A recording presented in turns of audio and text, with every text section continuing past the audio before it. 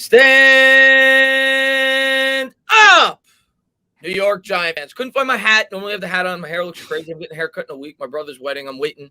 But I am super excited to jump into some Giants talk with Mike. If you guys haven't done so, please go over to MikeTooNice. Check out his channel. We usually do this weekly. Just been kind of caught up the last couple of weeks. Hopefully one of my mods could drop the link below. But Mike, how you doing, my man?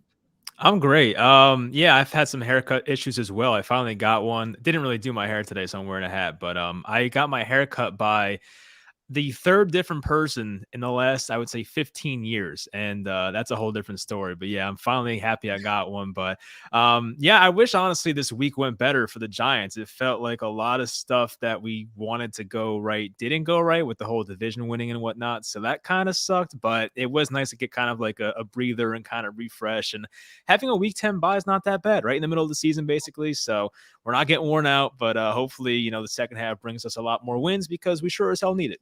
We definitely need it. Let me say hello to a couple people in the chat. What's going on there? MY Jeffy, man. What's going on there? Matt Singh, Eric Garrison in the house, NFL experts in the house, Nikki in the house, Flip in the house, SR in the house, Sunday in the house, amazing guy, Jared Mercado in the house, Crispy in the house. Thank you guys to everybody for being here. Like you said, we definitely need it. And, during the bye week, I think it gives myself and you and Giants fans in general some time to reflect about the team and how they've looked in the first half and what we need to work on going forward. And the New York Giants over their first 9 games off to a 3-6 record. And you look back, and this is the type of thing at the end of the season. If you missed the playoffs by 1 or 2 games, you look back at some of these games, and it's been really stupid penalties. I mean, as crazy as this may sound, and I'm not saying Daniel Jones has been terrific. He's got 8 touchdowns, I think 5 interceptions. He'd have 8 touchdowns, 2 interceptions if you take away that one horrible game against the Rams. But we need to do a much better job in the red zone. But as crazy as it may sound, I think the narrative, not just with Jones specifically, but the team in general, is much different than it is now. If Dexter Lawrence doesn't jump off sides, and if O'Shane Ximines doesn't jump off sides, if those two things don't happen, which is completely, and I'm not trying to knock the defense because they've been great the last 3 or 4 weeks, but if those two things don't happen, New York Giants are 5-4. Dan Jones got to win against Pat Mahomes, and Giant fans feel a lot differently than they do right now about him and the team in general. Now, of course, those things did not happen, and you look at our schedule going forward, and I do think there's going to be some opportunities for the New York Giants to pick up some wins. This week, however, is going to be pretty tough. Yeah, it's a lot of like sadness looking back on it, honestly. Like when you look back on the season and you think about the Giants should have, as you said, at least 5 wins. And it's just a lot of it was beating themselves and the lack of discipline and the penalties and stuff that when Joe Judge was hired, we thought we would kind of put behind us. But they have beat themselves this year, and they're going to basically make their second half of the season look basically have to be flawless. They have to go 7-1, 6 and like I don't know, whatever. I'm looking at I don't know about what your thought process is, Mike. I was looking at the standings. I think 8 wins gives us a chance because the 7th seed is a mess. I mean, the 7th seed right now is 500, but the Carolina Panthers to me don't impress me. I think 8 wins gives us at least an opportunity. I think it would require tiebreakers, but we'd have a chance at 8 and 9. I thought you meant go 8-0. I was like, I don't know about that. No. I'm saying finish the year 5-3, and I think we'd at least have a shot. I think 9 wins we get in. I think 6-2 we get in. I think in a recent video I went down the schedule. I had us I think I projected us 7 wins, but 8's entirely possible. They would just have to find a way to split the Chargers and the Cowboy, one of those 2 games, and find a way like sweep Philly, which tough to do as Giants, of course, but it's possible. Like there's things that have to go right, of course, and there's not much of a margin for error. I don't expect to be Tampa. We'll get into that, of course, but they're losing 2 straight games. They should get a bit healthier, so I don't feel great about Monday night. But it is the NFL, and anything can happen. We've seen a lot of upsets in the NFL the past couple of weeks. I mean, between the Bills and the Jaguars, and the Lions almost won in Pittsburgh, so anything can happen. But the Giants put themselves in a pretty bad spot here because they should, as we said, they should have 5 wins right now. So it's just kind of sad looking back on it. Yeah, it is, man. But you know what? We got to pick ourselves up, and the New York Giants got to find a way to win some of these games. And let's talk about some of the encouraging things coming into the bye, playing pretty good football. I mean, we beat some pretty good teams. We beat a 5-2 Raiders team. We beat a pretty good Saints team, right? So we found ways. And I think the biggest thing for me and why I'm maybe a little bit more confident going into the second half, not to say I think we're making the playoffs. I think a lot of things need to transpire for that to even become a realistic possibility. But I do think this defense is really starting to turn the corner. And I was looking at some numbers during the bye week. Right now, the New York Giants, and I had a crazy bold prediction at the start of the year, and they probably are not going to meet that. But one thing that I really thought that this defense was going to be really good at this year, that they were kind of underwhelming rather, the first, I don't know, 5-6 weeks, they weren't creating a lot of turnovers. I predicted them to be top 5 or if not lead the league in turnovers before the year started. Suddenly, we're 8th in the league in turnovers created. And it wasn't just in one game, kind of like last year where they compiled a lot of turnovers against Washington. You think back over the last 4 or 5 games, even against Dallas, we created 2 turnovers. The New York Giants are starting to become an opportunistic defense. And I think if they could continue to do that, it's going to give ourselves an opportunity to win a lot more games than some people may realize going into the second half. The pass rush also has been improving dramatically. And I think Quincy Roche needs to stay in there. I think the young pass rushers are definitely improving. And we'll see. We'll see if the defense can keep it up. And also the red zone defense for me has gotten a lot better. I think the last time out against the Raiders, they held them to 1 assist in terms of touchdowns once they entered the red zone. Last year, we were 2nd in the league in that category. Right now, we rank 6th. So that's at a dramatic uptick as well. So I think Patrick Graham is really starting to hit his stride with this defense. Yeah, as we know, if you can get a team to settle for 3 and not take the 7, of course, you're going to benefit on defense. And the turnovers, I mean, look, we know that defensive talent-wise, we have a pretty good defense. But with Blake Martinez out, it's not what it was last year, of course. I mean, there were some improvements. And honestly, Adoree Jackson's been pretty good so far this year. I've been satisfied. But for the most part, like when you're creating turnovers, it can make your defense so much better. We know how important winning the turnover battle is. And, you know, some of them were just awesome plays by some certain guys like Lorenzo Carter versus the Cowboys, tipping the pass up, coming down with it. Xavier McKinney had a couple picks in one game, and then Quincy Roche forcing the fumble, as we just mentioned. So if they can somehow continue to keep doing that, I know turnovers are kind of fluky sometimes and they fluctuate, but the thing that I feel like can stick is the Giants' red zone defense. As you mentioned, that's one part where for some reason, when the field, shrinks, the Giants just get really good defensively, and I'll take it. You're not going to shut out many teams. You're not going to, shut out the Seahawks like the Packers did yesterday. But for the most part, if you can hold teams to more field goals and touchdowns, you're going to put yourself in a chance to win. Now, the problem I have is that the Giants, I feel like, are operating in a way that's not very sustainable, especially with the way they play offense right now. They want to, ground and pound and run the ball for 3 yards a carry and not have many explosive plays. I think against the Raiders, Daniel Jones had like 3 passes over 10 yards, which is unacceptable. And the week before, they only had 1 long pass completed to Ross. Mm-hmm. And it worked, exactly. And we saw the targets for Tony and Golladay, 3 total, like combined. It's embarrassing. Like that has to change. Like I can't fully buy into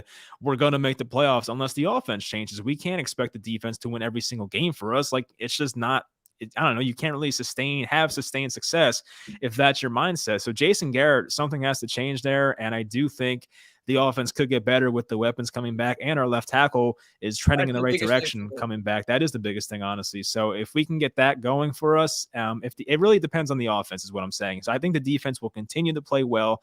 We saw them have really bad games at some points, especially the Rams game earlier this year, but I think they'll get better as the year goes on. I have confidence, especially in the red zone, but it really just comes down to how does the offense play, and that's something I'm still concerned about.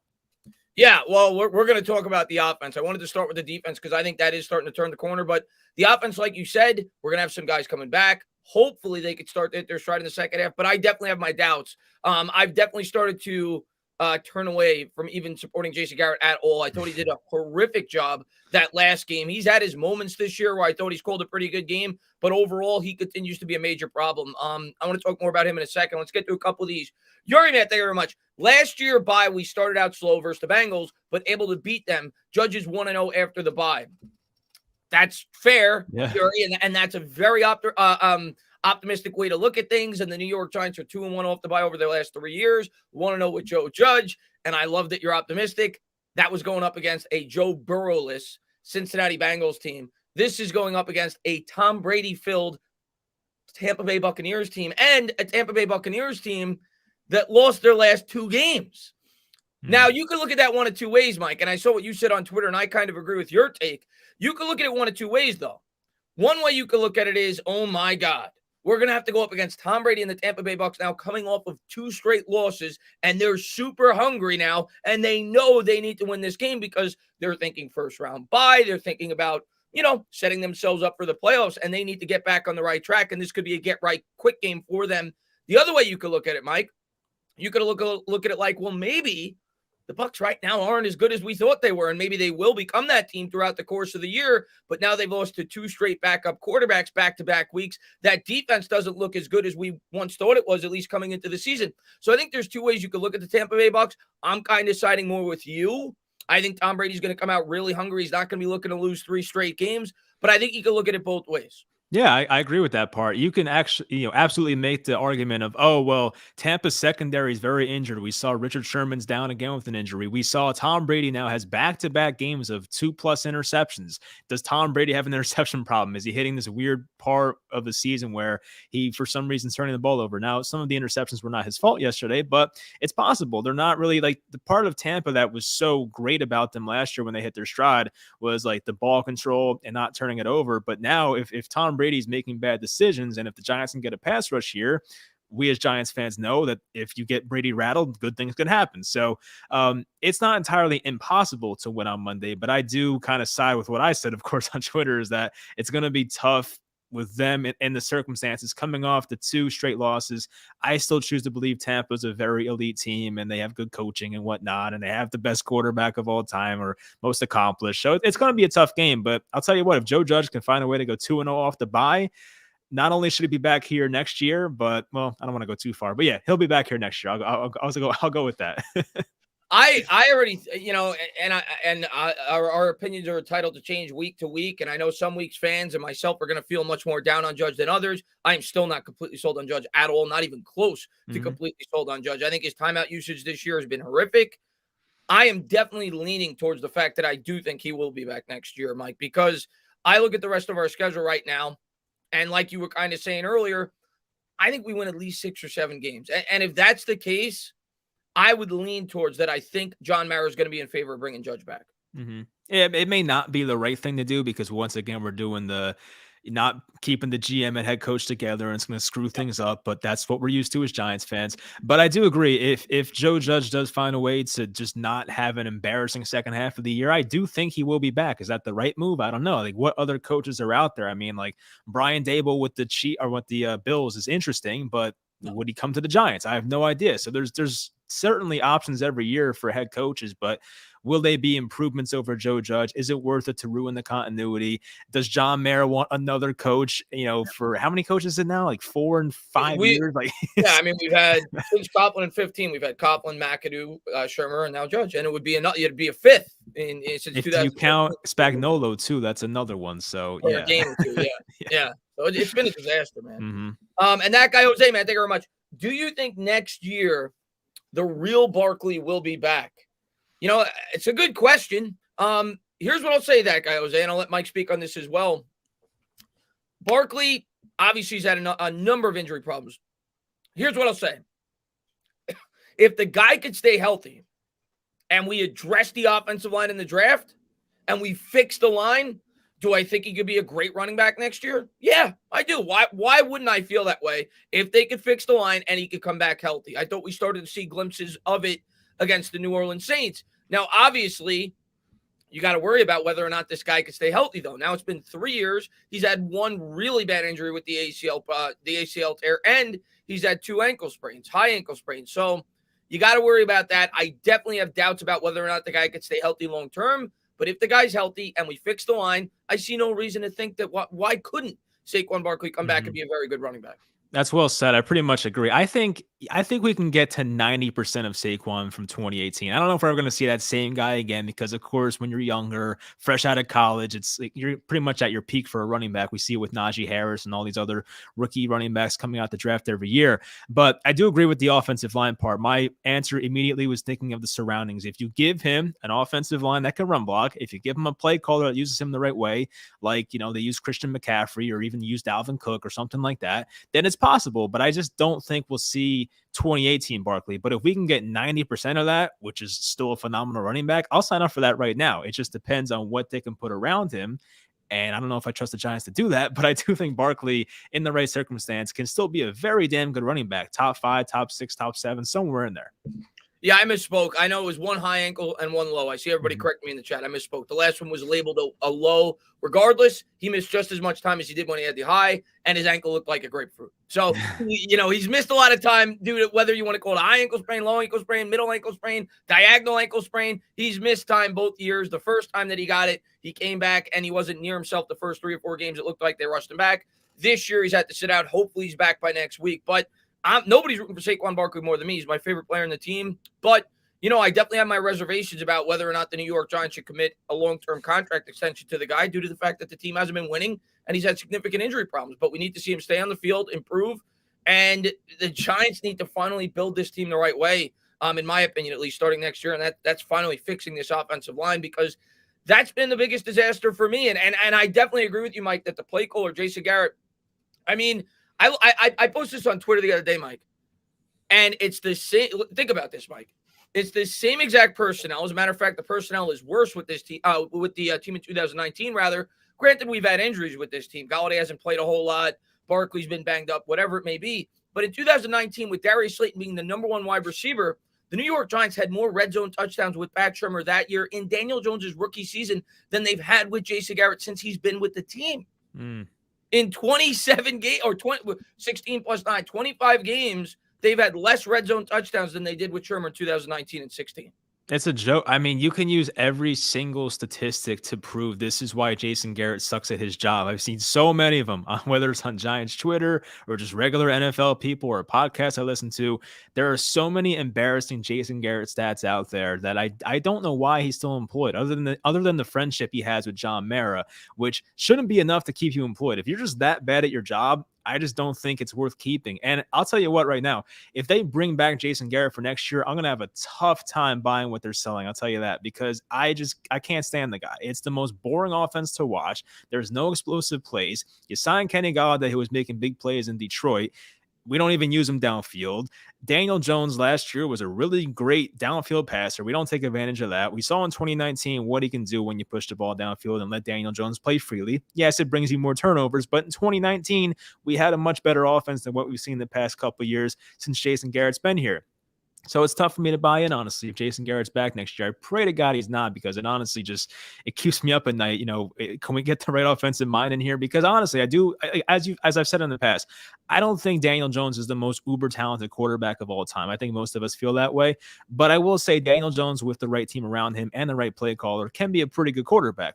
But the longer they keep Jason Garrett here, the longer they're just ruining Daniel Jones's career. And as a Giants fan, I hate seeing that. Like, it's just, you're not giving him a fair chance. Pat Shurmur, yes, was not a leader of men. He wasn't the head coach, but he was much better than Jason Garrett as a play caller. He put Daniel Jones in a much better position to succeed. So I just feel like every game I see Jason Garrett on the sidelines, it's just like, you're just not helping your quarterback. And it's just like a crappy situation. And we have to get away from it when the season's over. We've had one game since Garrett's been here where we scored over 30 points.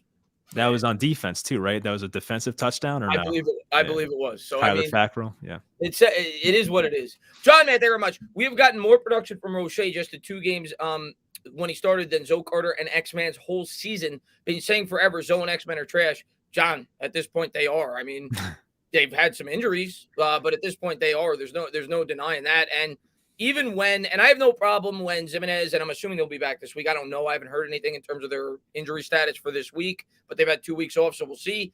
But even if they can play this week or whenever they're able to play Carter and Zimenez, I don't want to see Roche getting less reps. I don't want to see Ojulari getting less reps. If you want to bring those guys in certain situations, sure, but these young guys have proven to be doing a pretty good job. I see no reason for the New York Giants to make the change back to Carter, who's probably not going to be back here next year anyway. Hasn't been very good since he's been here, some of it due to injuries, but regardless, and the same could be said for Zimenez. I'm sure they're going to see the field, but I don't want Roche to lose a lot of playing time because of it.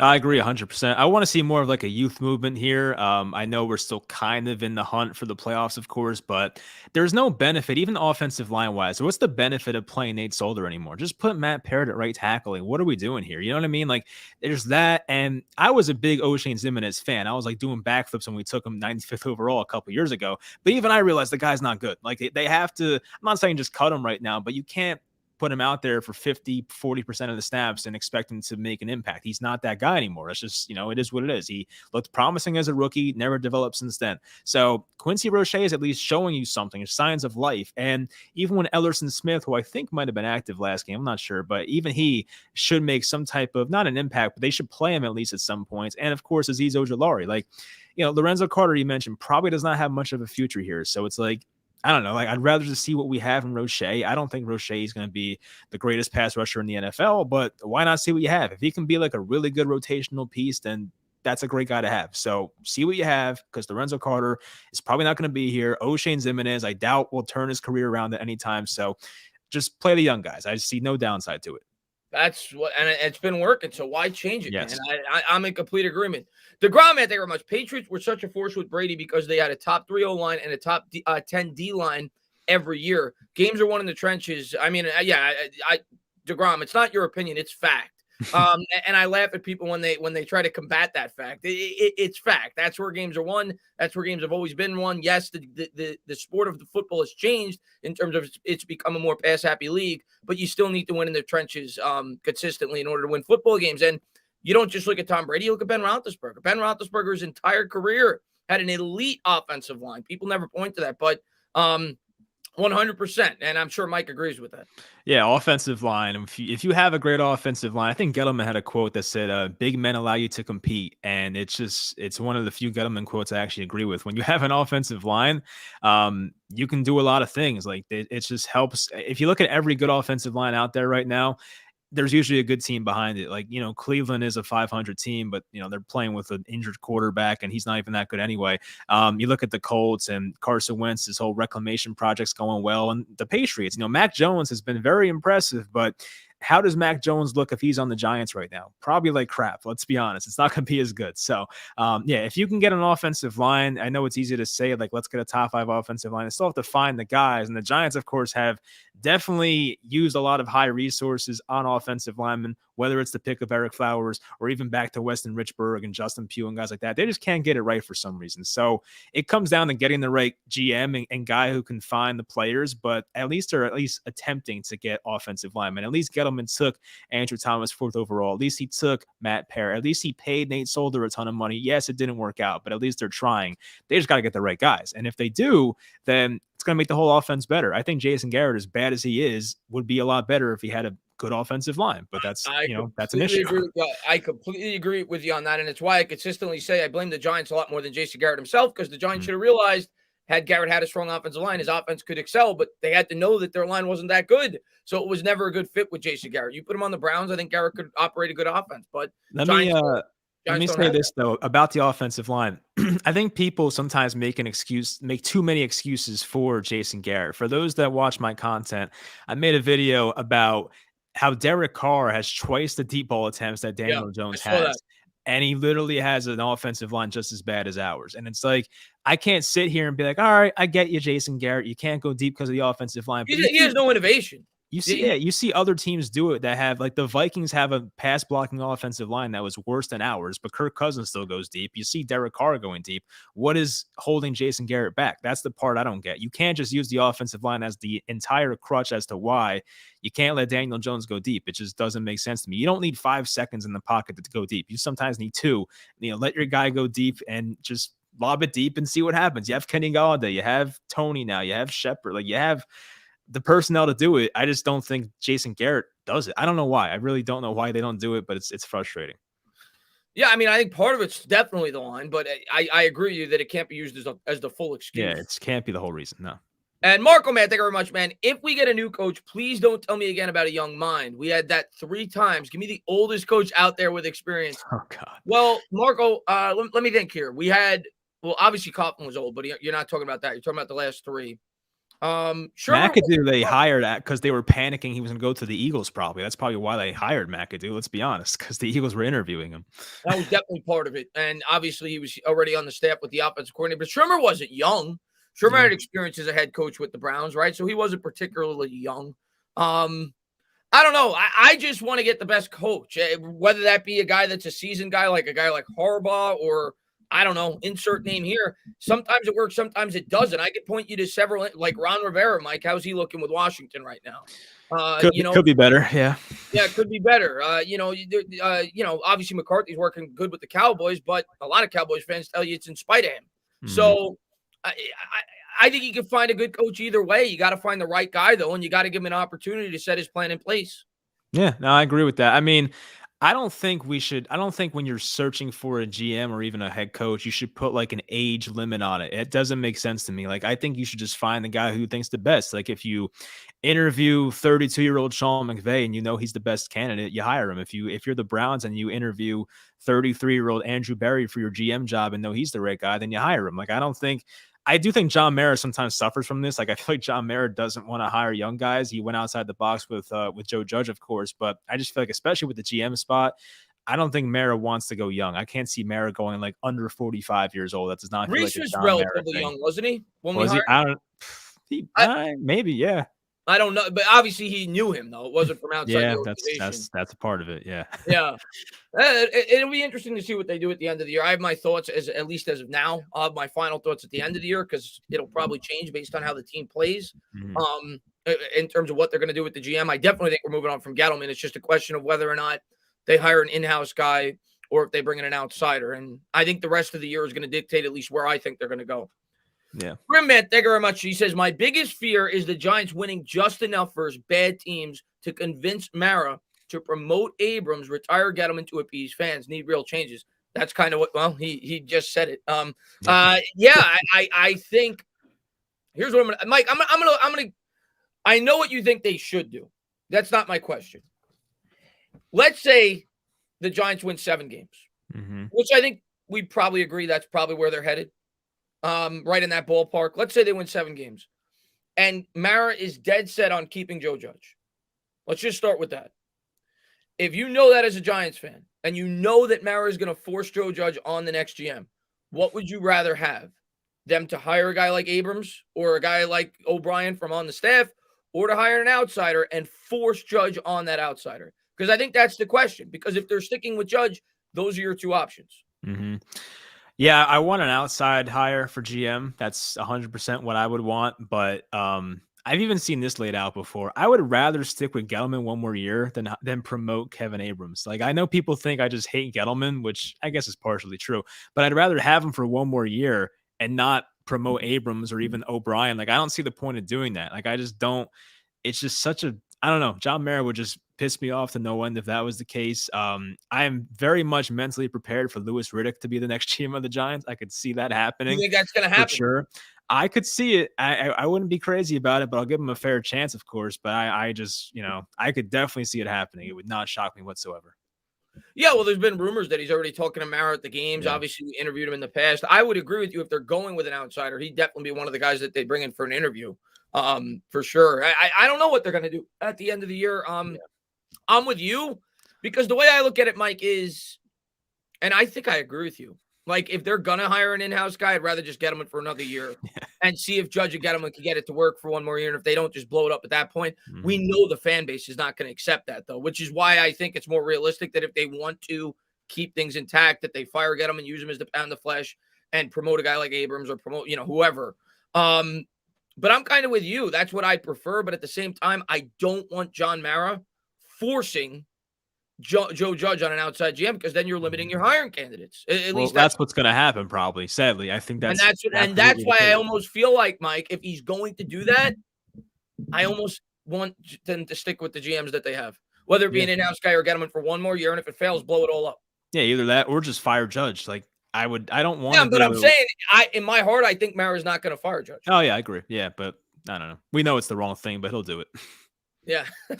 And Lou, man, thank you very much. He says, regarding Barkley, we just need patience. Tiki didn't become explosive until later on in his career. Tiki history repeats itself. Lou, listen, I love Tiki Barber. I didn't like what he did on his way out, but I love Tiki Barber. To me, Tiki Barber was always explosive. He had fumbling problems, and he kind of always split carries with Ron Dane, but he was always explosive. And the other thing I'll say about Tiki Barber that you cannot say about Saquon Barkley, and listen, I'm rooting for Saquon Barkley. Tiki Barber was incredibly durable. You go back, look at Tiki Barber's career. The guy got like, I don't know, an absurd amount of touches for about 4 or 5 straight years. He missed very little time. So that is something that you could certainly say about Tiki that you cannot say about Saquon Barkley, at least up until this point in his career. But to me, Tiki was always pretty explosive. He just got more of an opportunity later on in his career. I'm too young to exactly know how Tiki Barber looked his first few years. I know he had the fumbling issue and whatnot. With Barkley, you're gonna probably get one more year of him. I was asked this question before. Do you think the Giants will trade Barkley? I don't think so, because John Mara looks at Saquon Barkley as the centerpiece of the franchise and the guy that can sell the tickets and the jerseys. So I think Saquon's at least here for next year, and they'll play out the final year of his contract. But if Saquon Barkley is here next year and the offensive line's upgraded and hopefully they get a better offensive coordinator, but Barkley either still gets injured or is not effective, that's probably it. Like, we have to be honest. We have to look ourselves in the mirror and say, all right, this pick was probably not worth it. We have to move on and cut our losses, because either A, the guy can't stay healthy, or B, he'll never return to what he was as a rookie. That's just the harsh reality of it. But there's also the flip side of, like, he comes out year 4, looks amazing, has 2,000 scrimmage yards once again, and then Saquon Barkley earns a contract extension. Would I want that? Maybe not, but that's definitely possible. So we'll see what happens in year 4. I do think he's here next year. This is just me guessing right now. What I think, if he does do what you said, because he's going to be back next year, it's almost like selling a stock at like 1/5 of its value. Like, there's no point in trading Saquon Barkley right now. You're not going to get near what you potentially could be if he comes back healthy and starts playing well. So I don't think they're trading Saquon Barkley. I think he will be back on the 5th-year option next year for $7 million. If he plays really well next year, at least if I was the GM, I'm not cutting him. I would franchise tag him. I would do what the Steelers did with Le'Veon Bell. Like, if he has a really good 5th year and you feel like he's going to continue to help your quarterback, I'd bring him back, but I would not give him a long-term commitment until I really feel confident that this guy could stay healthy for an extended period of time. That's at least my take on it. And I want him to be here long-term, but you also have to think smart. Right, exactly. I mean, I think the way the Steelers handled the Le'Veon thing was just very well done. I think the Steelers looked at it and said, well, Le'Veon, every time you were out, we replaced you with D'Angelo Williams and whoever else we had in that backfield. So, you're kind of expendable. And I know Le'Veon was putting up insane numbers at that time, but they kind of proved like, we don't need you. So ever since then, he has not been the same player, and they made the right choice. Now, is there a chance that the Giants can let Saquon go and he becomes a great player on, let's throw him on the Patriots or something, and becomes a great player there? Definitely possible. But you have to realize the Giants sometimes, like, they don't have right now, at least, they don't have the situation to support a running back. They just don't. It's gonna put a lot. Certainly a running back that makes as much money as he may command. Exactly. Like, you can't pay your offensive line a ton of money if Saquon Barkley is making $15 million per year in the backfield. That way you can't pay another guard. You can't pay your center. Like, it's going to add up. So obviously we know it's a salary cap league, and Daniel Jones by that time is going to have to be paid a lot of money if they stick with him. So it just doesn't make sense financially. And I don't know, something's got to give. So, I mean, it's either you move on from Barkley or you like kind of worry about the offensive line. And I'm always an offensive line of running backs type of guy. So that would be my answer. And right now, and maybe my opinion will change, but right now, how could I disagree with you? Willie Bumba, man, thank you very much, man. Success in the NFL starts and ends. Well, I wouldn't say it ends, but for me, it definitely starts there. There's definitely a lot more to it than just the offensive line. Head coach being one of them, having a strong defensive line, being able to get pressure on the quarterback, being good in coverage, just having a good, well-rounded defense, a smart quarterback. But what I say, Mike, it's just facts. Like, a strong offensive line maximizes the potential of your quarterback. He maximizes the potential of your running back. He maximizes the potential of your wide receivers, which is why I frequently, when people ask me, oh, do you want to draft a quarterback next year? No, because, Mike, I look at it like this. In the NFL, in today's NFL, the best chance to win a Super Bowl, and as a fan, that's all I care about. I don't care about winning 8 games and getting smacked in the playoffs. I want to be able to have the best opportunity possible to win a Super Bowl. The best opportunity to win a Super Bowl in today's NFL is having the quarterback on the rookie salary. So I've got a 4-year window for the most part, because usually they want their extension by the 5th year. I have a 4, maybe a 5-year window to maximize the potential to win a Super Bowl with my quarterback on his rookie salary. So in a best case scenario, Mike, you want to have that offensive line at least starting to get to where it needs to be in order for you to maximize the potential out of your quarterback.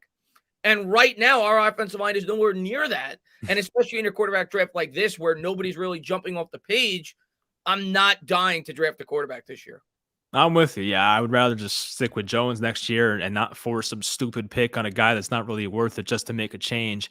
But yeah, I mean, I don't know. I talked about it before. Like we have put assets into the offensive line. It just hasn't worked out with the personnel. And I think offensive play caller can change a lot. If we do get an offensive play caller that utilizes Daniel Jones the right way, that can change a lot as well. So, but I think someone asked me a question the other day of like, are the Giants a good offensive line away from being a like a Super Bowl contender?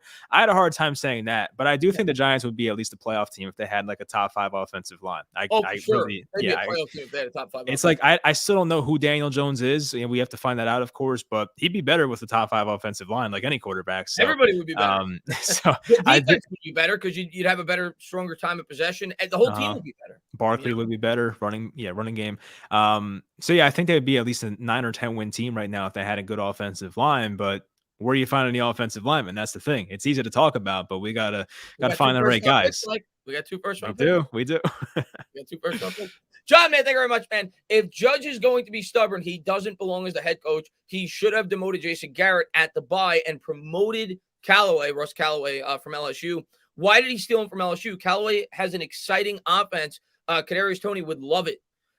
John, listen, we'll see what they end up doing with Garrett. I don't think he's going to be fired from within season, because if he was going to be fired from within season, it would have happened this week during the bye when you had 2 weeks before the next game. So I think it's going to be Garrett going forward for the rest of the year. Maybe they change the play calling duties if things don't really start to dramatically improve.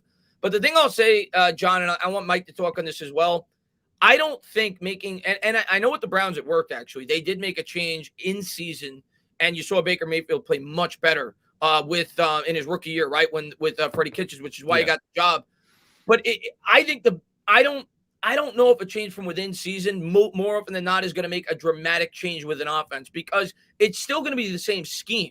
You're not going to completely rip out the whole playbook that Jason Garrett had this entire year. You would just have a different guy calling the plays. So it's not like Russ Callaway's, you feel he has this very innovative way of thinking and he'd have this, the brilliant scheme.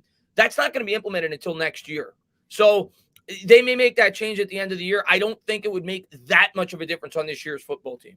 Yeah, you talked about the Baker Mayfield example. I have another one that came to mind. The Minnesota Vikings in 2018, I think they had John DeFilippo, who we probably know from the Eagles. He was with the Vikings that year as the OC. He left in like week 14 or so of 2018. Then Kevin Stefanski, who now, of course, coaches the Browns, he came in for the final 3 games of 2018.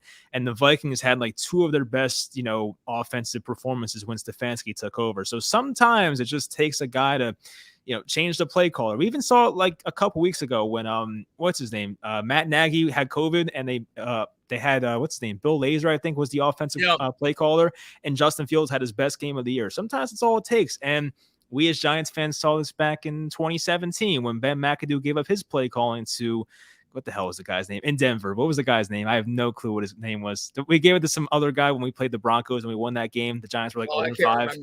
Oh, yeah, right. It's gonna bother me now. Yeah. Sullivan, right? John Sullivan. I think that's it. Yeah, I think. But there are examples of like you don't have to entirely change the playbook. Even when we played the Browns last year and Garrett had COVID, I mean, Freddie Kitchens for the most part, I thought called a great game. They were aggressive. They were going downfield. I'm at the point, Mike, where I'm with John. I'm with you. I don't know how much of an impact it would have, but we can't do worse than what we have in terms of exactly. And let me ask you this, Mike. What do you think? Like, if you had to pick one of 3 things, what is the biggest problem with this offense right now? Is it the quarterback? Is it the offensive play caller? Or is it the offensive line? What do you think is the biggest problem right now with the offense? I mean, I think they all share partial blame, but the biggest to me is Jason Garrett. I really think if they get a good offensive play caller, it would make like a big difference. I really do think that. I mean, look, has Daniel Jones been perfect this year? Not really. Has he been much better than he has in the past? Yeah. Has the offensive line had some good games? Yeah, but for the most part, they've been disappointing. And of course, Andrew Thomas being hurt doesn't help. So, but Jason Garrett at the end of the day, definitely is the biggest issue in my opinion. And I'm not saying that if we fire Garrett, everything's fixed, but it's a step in the right direction. So that's my number one answer. Yeah, I think for me, it's the offensive line and Garrett. It's very close for me in terms of what's the biggest problem, but they're both major problems for me. I'm with you, man. I at this point, I've been as fair as I possibly can with Garrett. I'm off the Garrett train. I would be completely open to the New York Giants making a change right there with the offensive coordinator. And I don't always put all the blame on him. I put a lot more of it on the Giants for hiring him in the first place and putting him in a situation where he could not succeed. John, man, thank you very much. Sit down, Giants fan. Stand up, the entertainer. You're the best. We know Hurts has flaws. Do you think he has the it factor? Has he improved? He has improved. I'm telling you right now, Jalen Hurts looks different from like even a month ago. He looks a lot better. He's not a franchise quarterback yet. He had a good game. I didn't get to watch the game. I have it on Red Zone, so I don't get to see the whole game.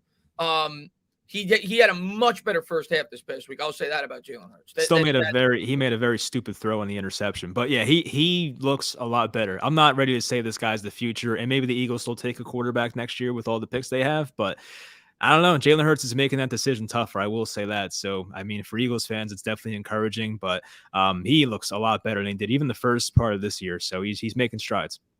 Yeah, I mean, I personally hope they keep him because I don't think he's a long-term answer.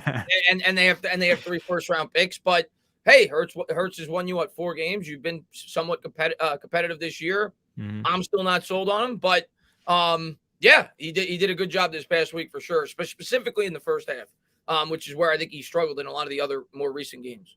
Can't say I'm sold on him, but it's looking better. So it's looking better. It's looking better. If you're worse, I don't even know if I want to say worse if you're a Giant fan because I don't think most of us are scared of him long term. But yeah, it is looking. He has looked better.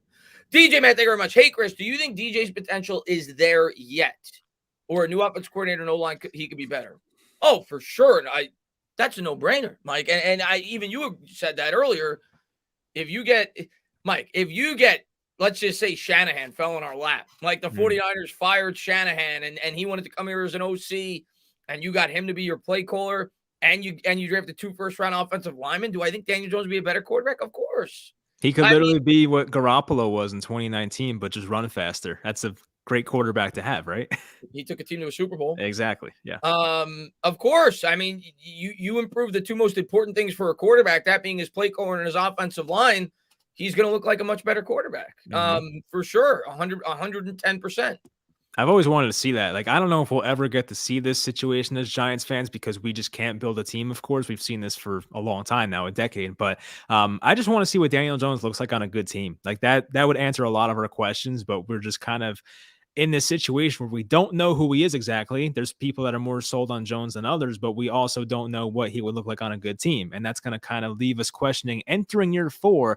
I asked this question to myself once. I mean, you've probably, you watch more football than me, of course, with the age difference. You're still young, don't worry. But I was going to say, how many quarterbacks, I know the NFL has changed, but how many quarterbacks have not really shown much? I'm not going to say Jones hasn't shown much, but I don't know how to word this. Which quarterbacks didn't we know about entering year 4 who finally broke out in their 4th year? You know what I'm trying to say? Like which quarterbacks? Eli's one of them.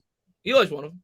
But they at least went 11 and 11 and 5. They won some games, but he was that. I still had friends that said Jared Lorenzen should be the starter over Eli going into 2007. There were people burning Eli Manning jerseys after his 5 interception game against the Vikings. Right. So yes, we won games, but I was more confident probably in Eli Manning at this point. And maybe some of that had to do with the fact that he had a much better team around him. But I was more confident Eli Manning in this point in his career as opposed to Jones. But Eli Manning is certainly one of them that started to break out in his 4th year. And then in his 5th year after he won a Super Bowl, you really started to have confidence in him. But I have to think about that. I mean, Alex Smith is another one. But Alex Smith, of course, had so many different play callers, right? And that had a lot to do with why he struggled on early in his career. Ryan Tannehill is another one. I'm trying to think of older quarterbacks though, off the top of my head. I'm sure there's a few others, but yeah, more often than not, you usually get a good vibe by say year 3. And he's definitely improved in my opinion, Jones, but is he where he needs to be yet? No, you could certainly say not quite. And some of it may have to do with the surrounding parts and some of it definitely falls on him. Yeah, I don't know. I'm just I was trying to think about that the other day. I'm like, I don't know what quarterbacks really broke out with their same team in the 4th year. It's hard to think of that list. Eli definitely. Same team, Tannehill and Smith are not. Well, Smith did break out. But they put a great team around Alex Smith. You know what I mean? The great defense and Vernon Davis and getting Harbaugh over there. So, I mean, there was different factors, of course, but I don't know. Maybe Jones is the outlier. We'll see. Hopefully. Lou, man, thank you very much. Let's draft Archie Manning straight out of high school. Sure. If you could, I'm sure a lot of Giants fans would sign up for that. Unfortunately, you've got to wait another 3 years once he enters college. But I know a lot of Giants fans have started saying that. And Brandon, man, thank you so much for becoming a member, buddy. I appreciate it. Stand up, new member. Welcome to the squad, man. Thank you very much. Thank you to everybody for being here. If you guys haven't done so, hit that thumbs up, subscribe, ring the bell. More importantly, one of my mods, if they could drop Mike's channel in the chat below, go on over there and check out Mike. He's a great guy, and he makes really good content. So go over there, check him out. And yeah, we'll try to do this again next week on his channel. So, Mike, man, thanks again for coming on. Oh, no problem. And he just said it. So I said it after he said Tannehill. Yeah. Again, though, it wasn't with the same team. He had to go to another team before he broke out. But yeah, Tannehill is definitely an example of it for sure. He struggled early on with the Dolphins. Horny Tater, thank you very much, man. Yo, my sexy man. Sorry. Don't mean to embarrass you in front of your fans. But anyway, I'm going to the Tampa game, 4 rows back. Pray for me. Wow. Well, I hope you have a great time. I think, Mike, and maybe I'm crazy. I'm not picking us. I am going to pick the Bucs. But the spread to me, I think, is a little too high. What is it? I actually don't know. 9.5? I think it's 11.5. Oh, I would pick the Giants. Giants. Let me double check on that because let me double check, but I'm pretty sure it's 11.5. I think it's a little high there. Damn, yeah, that's a lot. Yeah, let me double check. I thought I saw that on Twitter today. I knew they'd be at least touchdown favorites, but like 11.5 is wow. 12 points, right? Is at least where it opened at. Jeez. 12 points with an over-under of 51. That can't be good for us. Yeah, I think they're buying into the fact, like we said earlier, Brady coming off of 2 straight losses. It's a get right game. They need the game. But I don't know, Mike. I think coming off the bye, an extra week to prepare the way the defense has looked recently, I think the defense is going to keep us in this game. I really believe that. I'm not picking us, but I don't think we're going to get embarrassed. I think it'll be a competitive game. As long as we don't go out there and turn the ball over 3 times, we can't beat ourselves. But I think we could keep this game close. I really do. I would pick the Giants with the points. Yeah, I mean, last time Patrick Graham faced Brady, of course, last year, Brady was just visibly frustrated with what Patrick Graham was throwing at him. So we've seen that happen before. I think it really does come down to the Giants' pass rush. That's very important in this game. So if they can rattle Brady once again and Leo and Aziz and Roche get involved in this game, then that will help. But, Patrick Graham has to have another brilliant game in this one. And plus the offense, of course, has to put up a respectable amount of points. I mean, the Giants, I know they beat the Raiders 23-16, but they put up 16 points offensively if you take out the McKinney pick 6. So that's not what you want to see. And we saw Patrick Mahomes had like 500 yards against the Raiders last night. So that defense, I guess, is a bit fraudulent. But I don't know. I mean, the offense is my biggest concern for Tampa. But I do think the defense steps up. I agree with you there. Yeah, I think the defense will keep us in that game. Brandon, man, thank you very much. On a serious note, 3 years of building this team with Jones as a stopgap quarterback, then drafting Manning would low-key make sense. If Manning's that good, sure. That's a route they could ultimately take. And, again, we're not going to know this for another 2 years in terms of what they're going to do with Daniel Jones, if it's going to be a 3-year plan like that. But I've talked about that in the past, too. They could, if they're not in love with the quarterback in this draft and the next draft and they're not picking early enough, they could take the Kirk Cousins route, right? That's kind of what Washington did with Cousins. They had him there for 5 years, and they franchise tagged him for, I think, 2 years after that. Before he went over to the Minnesota Vikings. So there's several options that the New York Giants are going to have at the quarterback position. I am almost positive that Jones will certainly see a 4th year. After that, I don't know. But I think he's shown enough this year, at least for me, especially being that it's not a rich quarterback draft class, to give him another year and hope that the offensive line around him could get more out of this offense. And if it doesn't, you set that future quarterback up for better success. Jones has definitely not been electric. He's still struggling in the red zone. I put some of that, a lot of it on Garrett. I think the play calling does have something to do with that for sure, because we have a sample size of Jones where he was great in the red zone in his rookie year under Pat Shurmur. He had 12 touchdowns and no interceptions in the red zone in his first year. Since then, he struggled dramatically with Jason Garrett. So I do think some of that definitely falls on Garrett. And the other thing I'll say is we talk about consistency with Jones. Yes, he's definitely had bumps in the road, and he's had one horrific game this year. And he's only had 2 or 3 really good to great games. But you take away one game, he's got 8 touchdowns, 2 picks. It's not like he's been horrific or god-awful this year. He's got things that he needs to work on. I am not sold on him as a franchise quarterback yet, but I do think he'll get another year. Yeah, we just need to see more, of course. I think, yeah, Jason Garrett, especially in the red zone, just gets very curl happy. We see a lot of curls in the red zone. I have not been able to watch every single coach's film for every game like I usually have. Just really haven't had the same time as I used to. But there's so many times in the red zone where it's curl routes and routes that just aren't even like routes for open receivers. Like sometimes a route will try to open up another receiver. So what Jason Garrett does for Daniel Jones in the red zone, as compared to Pat Shermer, is just crazy. It's a big drop off, and you're asking Daniel Jones to do everything on his own, and that's sometimes not the best way to put your young quarterback in a position to succeed. So I mean, I don't know what else I can say about Garrett. He sucks, and it's got to change. I'll put it that way. Yeah, for sure. And Steve, thank you very much. This is our rematch game against them. If the football team could do it, we can do it too. Hey, man, I don't think it's impossible. I'm not going to pick us. I don't want to set false expectations. I think against the Raiders, I said that in my heart, and I had picked against the Giants. It felt like the Giants were going to lose a lot of games previously. I think I only picked us 2 games before the Raiders game. I picked the Raiders so people can't say, oh, blah, blah, blah, blah, blah. You're too optimistic. But I really felt in my heart we were going to beat the Raiders. And I really feel in my heart that we're going to keep this game very close. I think it's going to be if I had to pick a score right now, and this is before I know if Andrew Thomas is going to play, this is before I know if Saquon Barkley is going to play, but assuming they're going to play, assuming that Andrew Thomas is at least close to 100% and able to play in this game, I've got it something along the lines of about a 24-20 type game. I think the Giants keep this game competitive, but I'm going to pick the Bucs. I think Tampa scores more. I don't know. I just feel that way. I think it'd be like 31-26-ish, but closer than the 12-point spread. I'll put it that way. But as for comparing it to Washington, I just remembered this. I was looking up the deep ball numbers a couple weeks ago. Washington, at least, and we know Taylor Heineke's not that good. Sometimes he gets hot and he's good, but for the most part, Heineke's not good. But Taylor Heineke, I just looked up, is 6th in the NFL in deep ball attempts. And Daniel Jones is what, like 30 something, 20 something, like it's not even close. So at least they let Heineke push the ball downfield. I don't trust us to do that with Daniel Jones. That's the thing. So I mean, I'm not saying Heineke's better than Jones. I don't think that, but it's like they at least let him, do his thing. And Jason Garrett's not going to let Daniel Jones go downfield. So that's a concern I have as well. That's crazy to me about Heineke. And it's stupid. It makes no sense, but that's how football is sometimes. The guy has no arm. Yeah, exactly. I don't know. At least when I've watched the play, I've not been. Yeah, his arm to me looks well below average. Clyde, man, thank you very much. I don't care if we win out. Dave Gettleman must go. The scramble to get the O-line depth before the season was an embarrassment for a GM in year 4.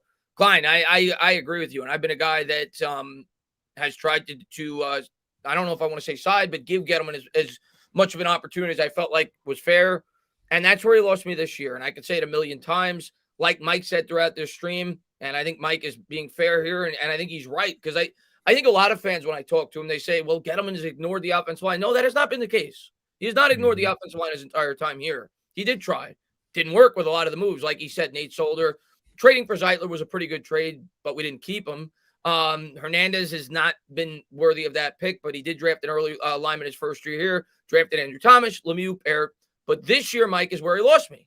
In a year where you let your most accomplished offensive lineman go and you spend as much money as you did on the wide receiver position, for you not to try to fill that void in the draft, he lost me there. It did not add up to me. So for what was his mission statement coming in as a general manager, for him to completely ignore that this offseason, it made me fall off the Dave Gettleman train.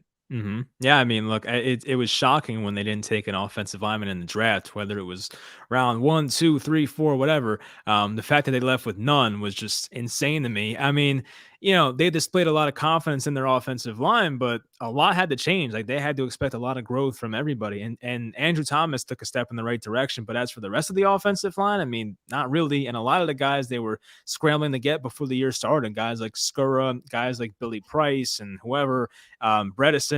Like, it's just not the right way to build an offensive line. I guess there is no right or wrong way, but when you're trying to accumulate starting offensive linemen a week before the season starts, it's not the best way to do it. And, that's not like, there's a lot of reasons I don't like Gettleman, but that's one of them. It's he was like this offensive line guru. And so far he seems like a fraud because he's only had one good offensive line pick. I mean, I guess Zeitler was a good trade for a couple of years, but just one good future offensive line piece in Andrew Thomas, who is good, but can't stay on the field, but hopefully he does. But outside of that, like, what has Gettleman done for the future of this offensive line? Like, nothing, right? I mean, it's like Yeah, I mean, maybe Matt Parrott, but I don't you know. could argue Gates, but Gates got hurt. Yeah. Not that he's an elite talent, but definitely could have been a nice piece for the offensive line going forward. But he got hurt. That was a good pickup by him, undrafted. But overall, yeah, I mean, the offensive line is no better than it was when he first came in. And that's, that's period end of story. What we hope for going forward is Andrew Thomas does become, and I think he will be if he could stay healthy. I think he's definitely shown that this year. I think we were both very high on Thomas when they drafted him. Yeah. I think he will be a really good left tackle. He's got to stay on the field, but at least he has a left tackle for the next year. Hey, it's very important. That's like the most important offensive line piece. Yeah. The problem with Gettleman is he can never land a right tackle. It was always Remmers and I won't say Cam Thomas. What the hell is the guys? Cam Fleming. That's the Nets fan of me. A bunch of like, guys at right tackle that were just not, like Nate Solder at 33 years old coming back after missing the entire year. It's like, that's not how you build an offensive line. So, there's always that alternate universe of like, what if the Giants took Rashawn Slater and they put him at right tackle, and maybe the Giants had two tackles for the future, and it would have made the offensive line much better. But I think fans like myself and many others love the trade back with the Bears, and it puts us in a better position for the future. And I'm always like a big picture guy, so I'm like, I'd rather, I'm still fine with that trade, but just the fact that we could have had Slater and Thomas for the next decade kind of hurts. But hopefully the Bears pick's worth it, when we look back on it in the future. Yeah, well, for sure that trade could still work out, no doubt about it. There's a very good chance we will win that trade, but let's see who they draft with those picks next year. It's great to have extra picks. What do you do with them? So we'll see what the New York Giants do with those picks going forward, and it'll be interesting. But like the Dolphins had all the picks in the world, and they're just effing them up. They're not getting anybody. It feels like. I know they won Thursday, in the world. And I actually picked in my live streams. People asked me, Chris, who's gonna be the most disappointing team in the NFL this year? I said the Dolphins. Yeah, but I thought they'd win like 7 games. Mm-hmm.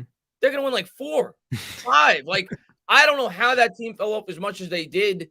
A lot of people were so high on Flores, but the Miami Dolphins have just been a complete disaster this entire year, man. I thought they'd be bad. I thought they'd win 7 games because I didn't believe in Tua. It wasn't because I didn't believe in the team. I didn't believe in Tua. I didn't think Tua was that good of a quarterback, but that team has just been a disaster. And you bring up a great point with all those extra picks. They haven't done much with it. You talk about winning in the trenches. That team can't do it. Their defensive line and especially offensive line is god awful. So I feel bad for them. Yeah, for sure. Nick, man, thank you very much, man. We are playing with a backup offensive line right now. Injuries happen. Thomas Lemieux, Gates, Hernandez, and Parrott is the line of the future on to Tampa. Nick, I hope you're right. I hope that is the line of the future. I did not have confidence in Lemieux coming into the year. I know he did pretty well in his first game for however many snaps he took. I did not have a lot of confidence in Parrott going in. Hopefully he matures throughout the rest of the year and becomes a better lineman. I still have a lot of questions with him, but he's a project. Could be good. Gates, we don't know what he's going to be when he comes back from the injury. That's bad luck for Gettleman. So we'll see, man. But and Hernandez, Mike, do you think that's a good question? He's a free agent next year. Do you think we're going to keep him? I think he's going to test out the market. I mean, we'll see what he can get. I could see a situation where, he tests the market, doesn't get what he likes, and then comes back to the Giants once again. But I think if there's a team out there that likes him, I think he might be gone. So, especially if there's a new GM too, because this was a Gettleman pick, obviously. So, but with this question, I mean, I other than Thomas, I don't know which one of these guys is going to be here in 2 years. Like Lemieux.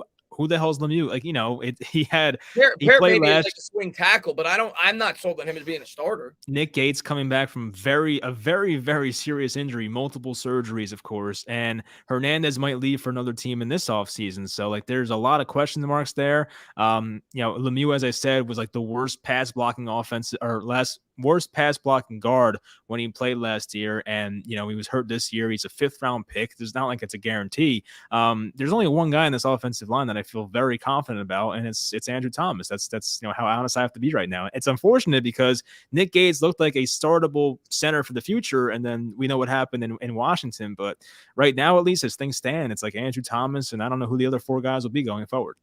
Yeah, I mean, maybe one of those guys pans out. Mm-hmm. I think that's fair to assume that maybe one of them can, but to think that all of them can, I think you're putting a little too much faith in the players on the team. It's something that they definitely need to address. John, man, thank you very much. I think you can make an argument that we'd be better off with Graham. I've actually seen, I'm going to read the rest of this comment, John. I've actually seen a lot of people start to say this. how Patrick Graham's starting to really impress around the league, and teams are going to be interested in potentially bringing him in as a head coaching candidate again. And we heard that last year. Obviously, the Jets wanted to bring him in for an interview. And then in the article, it went on to say that potentially, is it possible that the Giants could elect to retain Graham and him replace Joe Judge? What's your opinion on that? Have we seen that before in the NFL? Like, I feel like that's not common, Not that, right? and especially because they're like best friends. Yeah, that's weird. Yeah. I don't know. I can't see it happening. I could see a scenario where Patrick Graham is a head coach for a different team next year, which would suck. I actually heard, I don't know if you heard this, some of the better Giants content creators out there. It was Talking Giants, and then NYG Weekly did a collaboration podcast, and it was really good. I listened to both episodes this morning, but one of them said that it's funny because Patrick Graham is going to get interviews for like all the right reasons, being like very forward thinking and a very good defensive mind, and then Jason Garrett might get interviews for the exact wrong reasons just because he has experience and like, that name value. So there's a chance that both Giants coordinators, as bad as one is and as good as one is, they might have, they might be head coaches next year. So there's a world where that happens. I'm not saying it's going to happen, but I could see a team out there loving Patrick Graham and hiring him, and Jason Garrett, some team gets desperate, like the Raiders. I always say the Raiders, I don't know why, but the Raiders hired Jason Garrett because, oh, you were a coach for a decade, you had a good record, we'll take you. So I could see it happening. It's just, I don't know. It's tough to say both guys will be gone, but there's a chance it could happen. Yeah, I hope not, man. I like Graham. I hope he sticks around. Yeah. But and let me just read the rest of this. It just made me think of it. I didn't want to forget about it. He says, I think you can make an argument that we'd be better up with Graham as the head coach. I agree with that. He's constantly adjusting. At least he'd shake stuff up. Mm-hmm. Garrett would be gone with him in charge. Good chance he would be. I mean, I can't say that for sure. The other thing I will say is Patrick Graham is Joe Judge's assistant head coach. So I'm sure that he does have some input in terms of the decision-making that Joe Judge has, if we're being completely fair. I don't know if Garrett would be gone or not, but I think there's definitely a case that could be made that Graham potentially could be a better head coach than Joe Judge. I think both of them are very intelligent. But I think Patrick Graham is a really, really smart guy. Definitely. And like you said, the first 3 or 4 weeks, I didn't love what he was doing, but I think he adjusted to the talent on this team on defense. And since then, he's done a great job in terms of his adjustments week to week. So that's the thing about Graham, as I love. He never is like stagnant. He'll always adjust. I actually wanted to ask you this. People always like we've seen it in this chat how people will say, well, why hasn't Judge gotten rid of Jason Garrett yet? Do you think it's Judge's call, or do you think it's more of a Mara thing? Because I really don't know. It's like I feel like we don't know as fans. We're kind of assuming it's up to Judge, but I don't know. I'm gonna say I think it's up to Judge. Okay. I really do think, however, that that the hiring was Mara influenced. Yeah, absolutely. I'm not saying Mara forced it, but I think it was definitely influenced. However, the reason I think that if Judge really wanted to get rid of Garrett, he could. You think back to last year 1, and it was off the wall. Nobody saw it coming. He fired the offensive line coach who had strong ties to Jason Garrett. They came over from the Dallas Cowboys, and the fact that he had the freedom to do that, I really believe if Joe Judge really wanted to, he could say, yeah, we need to make changes, whether that mean I need to start calling plays or whatever. But I really do believe in my heart that, yes, if he wanted to fire Jason Garrett, he could. Do you think there's a chance, because we've seen Joe Judge on 4th downs, he's a very cowardly coach, I'll put it that way. He should go for a lot of 4th downs, and he doesn't. Do you think that part of that can be tied into he loves Jason Garrett so much because Jason Garrett is so conservative with this offense? Do you think him and Judge kind of mesh like with their philosophies on how they want to run an offense and not taking too many shots and not putting the ball in harm's way and turning it over? Do you think Joe Judge actually like looks at Jason Garrett and goes, that's what I want in an OC, which would concern the hell out of me, and think Joe Judge is even worse? But do you think there's a chance that that's his mindset? I don't know. Here's what I'll say. I think he definitely made changes to the offense this year in terms of the coaches, right? He brought in Callaway. He promoted Kitchen. So it looked like he was trying to add wrinkles, as they called it in the offseason, to the offense. So I don't know if he was completely sold on what Garrett was selling. But what I will say is I do think Judge definitely comes across as a conservative head coach. And from that aspect, I actually think, Mike, and I'm curious to get your opinion on this, I actually think Garrett may be even more conservative than he wants to be because it's Judge's game plan. Last year, I thought Judge's philosophy was, and I didn't even blame him last year for it because we had no talent, was to be as conservative as possible. But I definitely think that Judge is a very conservative head coach in that aspect. Now, whether or not Jason Garrett is his dream offensive coordinator, I don't know if I'd go that far, but I definitely think he's a very conservative head coach, and maybe even more so than Garrett. I fear that. Yeah, I don't like it. I mean, Yeah. I like Joe Judge the person, but I don't like the whole extra conservative thing. It's just, what's the And maybe he'll saying? adjust. Maybe he'll adjust as he becomes a head coach. But Yeah, I there's don't know. definitely times this year where I'm like, well, come on. Yeah. Like, you got to go for it. Yeah. And John, man, thank you very much, man. If Aiden Hutchinson and Linderbaum is there, who are you taking with our first pick and with our second first-round pick? If Aiden Hutchinson and Linderbaum is there, who are you taking with our first pick and with our second pick? I would like Linderbaum with the second pick, but I mean, John, right now to ask draft questions, it's very hard for me to answer that because mock drafts change.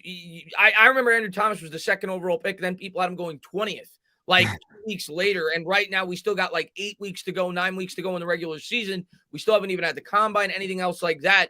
But what I'll say to give my best answer for your question, John, and Hutchinson, I know is a guy a lot of Giants fans like. He's the second highest regarded edge rusher in this year's draft class. If I felt I could get Linderbaum with the second pick more likely than Hutchinson, and I wanted both, I would take Hutchinson first. He's probably a player that's more in demand. Centers don't typically go as early as that first pick may be for the Giants. So if I felt like I needed a premier edge and I didn't think Hutchinson would last much longer and I wanted both players, I take Hutchinson. It's a position that's more in demand. Yeah, I'm useless for this question. I have not done my research, obviously. You could ask my mother. She'd probably have a better answer than me on this one, so I can't really say much. Right now, it's so hard to guess who's going to go where. Like right now, the mock drafts to me, other than just getting to know these prospects, are pointless. You're just throwing darts at a board in terms of who's going to go where. And who's the guy that ended up on Buffalo 2 years ago, the edge rusher? What's his name? Not Ed Oliver, right? Or, no, he's interior. No, Epinesa, I think right? What's his name? AJ Epinesa. Yeah, him. No? Oh, okay. AJ Epinesa at this point was like a top 5 pick. Yeah. And then in that draft, he went like 37 because he had a horrible combine. So it's like so hard right now to guess as to who's going where. What I could tell you though is on draft night, unless things change in terms of free agency, which they're probably not gonna because we don't got a lot of money. I'm going to want linemen. I'll tell you that right now. Yeah. I'm definitely going to want linemen. I'm definitely going to want an edge. I'm definitely going to want a middle linebacker. But I'm going to prioritize offensive line in my mock drafts and what I think the team should do. Travis, man, thank you very much, man. I love DJ. Don't care what no one says. I've seen enough. Hey, man, Travis, you know what? That's your opinion, and I respect it. And I hope you're right, man. Me personally, and again, I'm a guy that does not put all of it on DJ. I will never put it all on DJ. I think there's a lot more problems than just Daniel Jones. And I don't even think he's the primary, not even close to the primary problem with this football team. But I cannot come on here and say something that I don't believe. I am not completely sold on Daniel Jones. I am perhaps a little bit more sold on him than I was maybe 2 years ago, but I am definitely not sold enough on him in terms of me having full faith that he's a franchise quarterback. Not yet. Need to see a lot more from him before I could say that. Yeah, I'm with you. It's a fair opinion to have and say, like, I think he's the guy. I hate the people that are like, he's definitely 100% the guy. I'm like, no, we have not seen enough yet. There's a new GM coming in. We don't know what's going to happen. But I think it's fair to say, like, okay, I think he's the guy. We'll see what he does going forward. But it all comes down to the team he has around him and getting Jason Garrett out of his life. So I'm definitely interested to see next year what happens, though. If we can get a couple offensive line pieces, a half decent play caller, and hopefully the weapons stay healthy, let's see who Daniel Jones is in year 4. Maybe he has a 35 touchdown year and it's phenomenal. Or maybe he has a year similar to this and we know, okay, this is not the guy. We have to start over. But at least it's going to suck. We have to wait another year to find it out. But, but at the same rush. time, Mike, you're setting the next guy that comes in. At least now you have a good play caller and you have a better offensive line. Yep. Good point. So I just think that's by far the best course of action, what they need to do in the offseason. Yeah. I agree. And Garber, man, thank you very much. Judge GM, Graham head coach. Judge GM. Ooh. Graham head coach, Kitchens offense coordinator. Wouldn't surprise. Well, they wouldn't make Judge the GM and take away his head coaching responsibility. Imagine that, right? I can't. That would be like some Brad Stevens stuff with the Celtics, right? Yeah, I don't see that happening, Garma.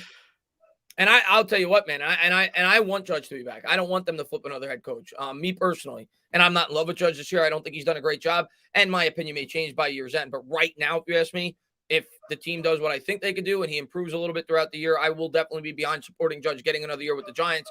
But he has definitely not come close to warranting having the responsibility of making personnel decisions. And I personally think, Mike, our worst signing this year, I shouldn't say it was the worst. Our worst signing was Kyle Rudolph. But I did not like the Logan Ryan signing. And I love Logan Ryan. He's one of the leaders of the team. I thought it was premature to sign him long before free agency, and it took away the ability to sign guys like Dalvin Tomlinson and Kevin Zeitler because you committed $30 million to a guy at a position in which you just drafted Xavier McKinney, right? And you still had Jabril Peppers on the roster. I personally think that Logan Ryan decision was much more Joe Judge influenced than Dave Gettleman influenced. So being that he's a Patriot, he's got former ties to Joe Judge, yada, yada, yada, yada. So I am not sold at all in terms of handing the keys to the castle to Joe Judge in terms of being the guy that makes the final personnel decisions with this football team. Yeah, I was really excited about the moves they were making since Judge came in here. We saw the change in philosophy, how they attacked the secondary more and all those type of things. And they took a left tackle with the 4th overall pick. So there were positive signs when Joe Judge came in. But yeah, I can't give him the keys to the castle, as you said. And it's just, it hasn't panned out so far. Like if the Giants were this great team and we're like definitely a playoff team here and all the draft picks were panning out and all the free agent signings were panning out, we would be like, okay, this Joe Judge guy can, he can scout talent. But right now I don't feel confident with that whatsoever. So there may have been a time in the past where I was like, okay, you can sell me on Judge being maybe a part-time GM and all that, but not right now. I can't see it happening. Yeah, I think the fan base would go crazy if something like that would happen right now. I think they'd go insane. Nick, man, thank you very much. Do you think we have the roster to be elite on defense? Here's my answer, Nick. I think what makes defenses elite or at least consistently very good year in and year out has more to do with the defensive coordinator than the talent on the field. That's and of course you need talent. I'm not saying you don't need talent. Of course, having TJ Watt certainly helps the Steelers, right? But you look at the best defenses, the Baltimore Ravens consistently turn over their players. Like they don't bring back the same players every year, but they have a good defense year in and year out because they have Don Wink Martindale. So what I'll tell you, Nick, as long as Patrick Graham stays here and these young players continue to progress and get better and we make some good draft selections, I don't know if I want to use the word elite, but I see no reason to think that this Giants defense can't be very good for the next 4 or 5 years if Patrick Graham remains on as the defensive coordinator because I think he's done a great job. He started up a little slow this year, but had some new pieces, and it took some time to adjust, so on and so forth. But, yeah, I think we could have a very good defense if Patrick Graham stays on as the DC. I think to have an elite defense, this team absolutely needs a coverage linebacker. I've seen enough of Tate Crowder trying to guard running backs this year, whether it was the McKissick play or the Darrell Henderson play. And as much as I love Azeez Ojulari and even Roche and how he's looked, they still need like an alpha edge rusher. I still want to see that. But if they address those things, I mean, we're looking pretty damn good. And you mentioned how important a defensive coordinator is. And even looking at the Patriots, Belichick's mostly a defensive mind. It doesn't matter who they have on defense, the Patriots, they always find a way to be one of the better defenses in football. Not to say that Graham's going to be Belichick, but if you can have a good defensive mind and put your talent in the best position to have a good game plan and play well against your opponent, then you're going to be all right most times. And the Giants do have talent on defense. I know it's not the best talent in the world, but they have a good secondary for the most part. They're a good red zone defense now, as you mentioned. Some of the younger guys like Azeez and Roche and even a big guy, big money guy like Leonard Williams is playing well. So they have guys here to be a good defense. And I mean, it sucks that Blake Martinez is hurt and Jabril Peppers is out, who was making an impact. But, that's just how the NFL is sometimes. But they're a couple pieces away possibly from being a very elite defense. And that's definitely exciting, of course.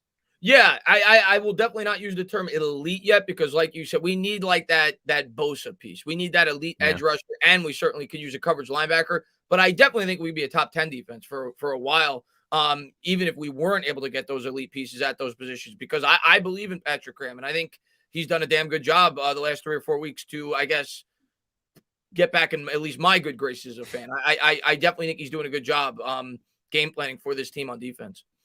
Steve, man, thank you very much, man. Who needs to go off on both sides of the ball? I'm assuming you mean to beat the Bucs, or maybe you mean for the rest of the year. If we're gonna, make the playoffs or dramatically improve this year. I mean, it starts with the quarterback, but there's so many things that are gonna allow him to go off.